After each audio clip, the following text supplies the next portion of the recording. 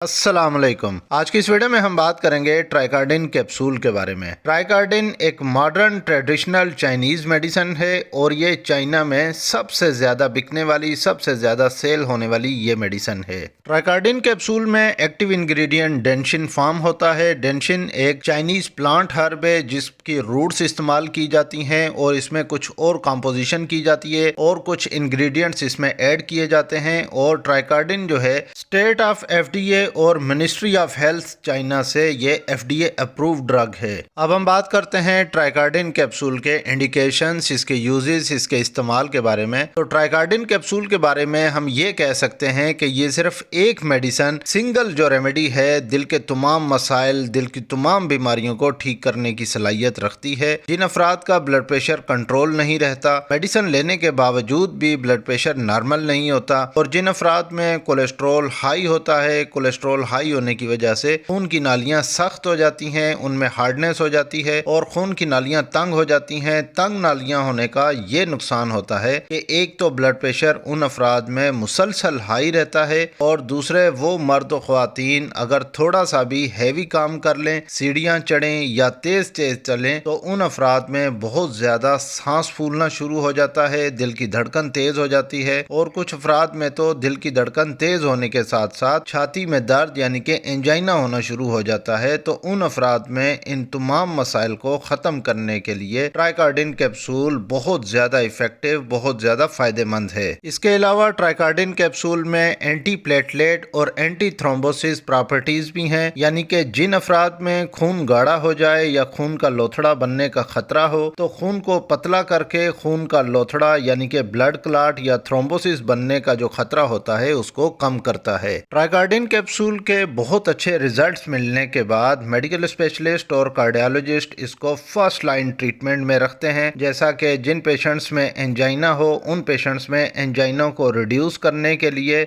यानी कि जिन अफराद को बार बार दिल में दर्द रहता है, उसे एंजाइना कहते हैं, तो इस एंजाइना को ट्रीट करने के लिए या इन एपिसोड्स को कम करने के लिए फिर फर्स्ट लाइन ट्रीटमेंट में ट्राइकार्डिन कैप्सूल को ऐड किया जाता है, और ये विद इन वीक्स रिजल्ट देता है और विद इन वीक्स में पेशेंट बहुत ज्यादा स्टेबल हो जाता है। इसके अलावा जिन अफराद को हार्ट अटैक हो चुका होता है, तो हार्ट अटैक होने के बाद उन अफराद में एंजियोप्लास्टी की जाती है जिसमें स्टेंट डाले जाते हैं ताकि जिस जगह ब्लॉकेज हुई हो वो दोबारा ब्लॉक ना हो उस एरिया में, और वो एरिया खुला रहे, वो आर्टरी बंद ना हो। या जिन पेशेंट्स में मल्टीपल जो है वो वेन ब्लॉक्स होती हैं, आर्टरीज ब्लॉक होती हैं, और उन पेशेंट्स में फिर कैबेज किया जाता है जो कि ओपन हार्ट सर्जरी होती है। तो ओपन हार्ट सर्जरी या स्टेंट डालने के बाद आर्टरीज यानी कि दिल की नालियां दोबारा ब्लॉक ना हो, इस खतरे को कम करने के लिए फिर ट्राइकार्डिन कैप्सूल ऐड किया जाता है, ट्राइकार्डिन कैप्सूल कंटिन्यू किया जाता है। इसके अलावा उन अफराद में दोबारा से हार्ट अटैक होने का खतरा बहुत ज्यादा बढ़ जाता है या आर्टरी ब्लॉक होने का जो खतरा बहुत ज्यादा बढ़ जाता है, ये इस खतरे को भी बहुत हद तक कम कर सकता है। इसके अलावा ट्राइकार्डिन कैप्सूल जो क्वालिटी ऑफ लाइफ होती है उसको भी इम्प्रूव करता है, और जिन पेशेंट्स को डायबिटीज हो चुकी होती है, यानी कि जो अफराद शुगर के मर्ज में मुब्तला हो चुके होते हैं, या जिन पेशेंट्स का मुसलसल ब्लड प्रेशर हाई रहता है, और जिन पेशेंट्स को फालिज हो चुका हो या फालिज होने का बहुत ज्यादा खतरा हो, क्योंकि इन पेशेंट्स में ब्लड प्रेशर हाई होता है, तो ब्लड प्रेशर हाई होने की वजह से किसी भी वक्त हार्ट अटैक या फालिज होने का खतरा होता है। तो इसकी प्रिवेंशन के लिए, यानी कि इस खतरे को कम करने के लिए फिर ट्राइकार्डिन कैप्सूल का इस्तेमाल किया जाता है। ट्राइकार्डिन कैप्सूल कोलेस्ट्रॉल को कम करने के लिए और दिल की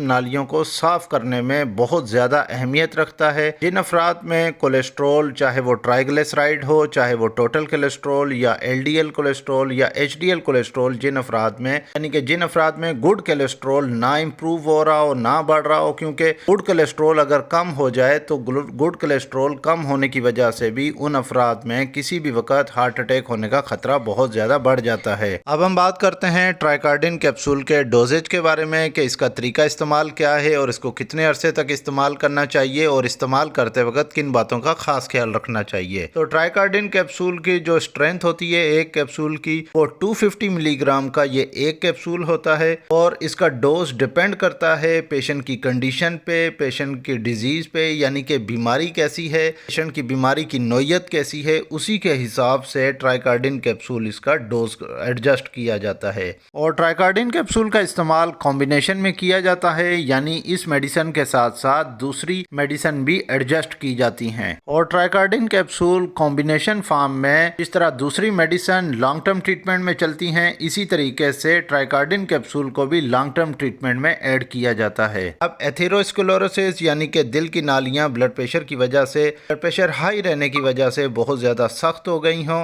या जिन पेशेंट्स को पुरानी दिल की तकलीफ हो जिसको हम इस्कीमिक हार्ट डिजीज कहते हैं, या जिन पेशेंट्स में हाई कोलेस्ट्रोल हो, या जिन पेशेंट्स का कैबेज हो चुका हो, स्टेंट डला हो, तो उन पेशेंट्स में फिर 2 कैप्सूल सुबह और 2 कैप्सूल रात को दिए जाते हैं। और अगर तकलीफ बहुत ज्यादा हो तो फिर उन अफराद में 2-2 कैप्सूल दिन में 3 टाइम दिए जाते हैं। इसके अलावा जिन अफराद को चेस्ट पेन, एंजाइना यानी कि दिल में दर्द रहता है, तो उन अफराद में भी 1 से 2 कैप्सूल दिन में 2 बार या 3 बार इस्तेमाल किए जा सकते हैं। अक्यूट एंजाइना अटैक ये कंडीशन जो होती है ये बहुत ज़्यादा ख़तरनाक होती है, क्योंकि अगर किसी भी पेशेंट को अचानक से चेस्ट पेन शुरू हो जाए, दिल में दर्द होना शुरू हो जाए, तो ये हार्ट अटैक होने की अलामत हो सकती है और इसमें मरीज की जान भी जा सकती है। तो इस कंडीशन में फिर ट्राइकार्डिन कैप्सूल सबलिंगुअल यानी कि जुबान के नीचे रख के इसका इस्तेमाल किया जाता है, और ये विद इन सेकंड्स काम करता है, और ये विद इन सेकंड्स एंजाइना को कंट्रोल करता है।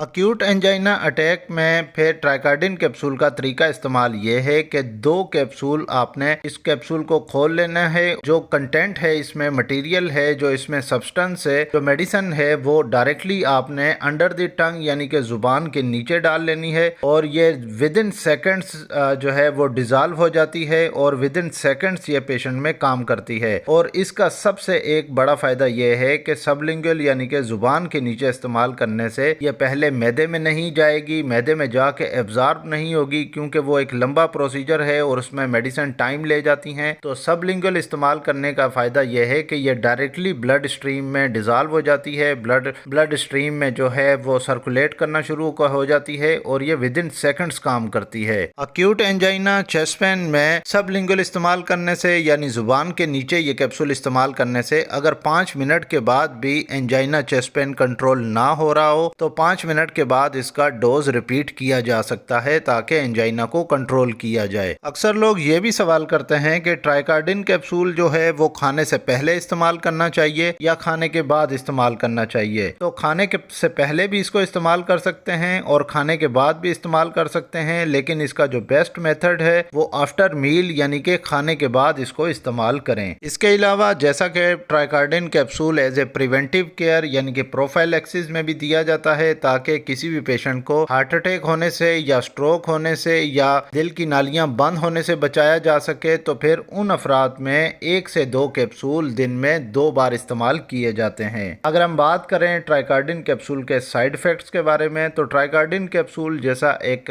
हर्बल प्रोडक्ट है तो इसमें साइड इफेक्ट्स ना होने के बराबर हैं, लेकिन कुछ इसमें ऐसे इंग्रेडिएंट्स फिर भी हैं जो कि ड्राई माउथ कर सकते हैं, यानी कि मुंह खुश्क होने की शिकायत हो सकती है, और कुछ अफराद में नींद के मसाइल, नींद में गड़बड़ होने की शिकायत हो सकती है। इसके अलावा कुछ अफराद में हेडेक यानी कि सर में दर्द रहने की शिकायत हो सकती है, लेकिन ये अलामात शुरू में मेडिसिन इस्तेमाल करने से हो सकती हैं, और जैसे जैसे ये मेडिसिन इस पेशेंट मेडिसिन पे एडजस्ट हो जाता है तो ये अलामात खुद ब खुद ख़त्म हो जाती हैं। इन साइड इफ़ेक्ट्स को ट्रीट करने के लिए किसी भी मेडिसिन की ज़रूरत नहीं पड़ती। ये वीडियो आपको कैसी लगी कमेंट करके लाजमी बताइएगा। इस वीडियो को लाइक कीजिएगा, और अगर आप मज़ीद ऐसी हेल्थ से रिलेटेड मेडिकल इन्फॉर्मेशन वीडियोस देखना चाहते हैं तो मेरे इस यूट्यूब चैनल मेडी हेल्थ एंटरप्राइजेस को सब्सक्राइब कर लें और साथ ही बेल आइकन का बटन ऑन कर लें ताकि हर नए आने वाली वीडियो का नोटिफिकेशन आपको मिल सके। तो मिलते हैं नेक्स्ट वीडियो में, तब तक के लिए अल्लाह हाफिज़।